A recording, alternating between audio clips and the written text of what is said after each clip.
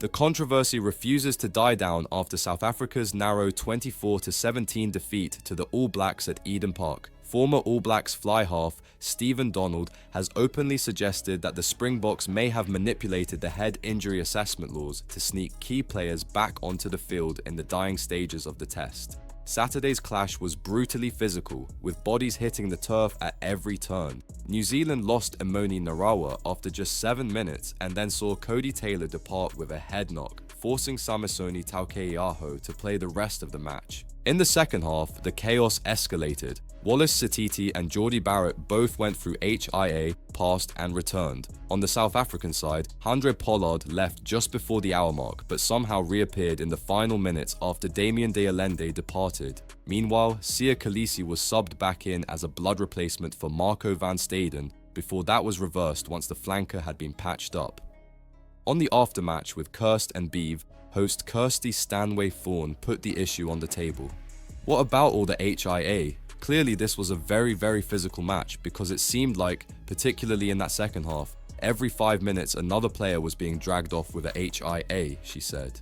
Whether some of those were legitimate or not, whether some were the mouth guards lighting up, or whether there were actual contacts that were being seen, there was a lot of people coming on and off the field. Donald didn't hold back. There certainly was. If we talk about the second half in particular, it was interesting. It was like a train station. They were coming and going. It was interesting who was coming and going, he replied. Stanway Fawn then zeroed in on Pollard's return, which came right after Cobus Reinach's converted try gave the Boks late hope. The most interesting thing is how you end up with Handré Pollard back on in the last 7 minutes when you're down by 7 and you need a win, and Siya Kolisi's back on in the final 10 as well. Two people that had been dragged 10 or 20 minutes into the second half, she said. Donald's response left no doubt about the insinuation. Are you suggesting that it's a potential coincidence? Erasmus has a reputation for exploiting loopholes, and Stanway Fawn took it further.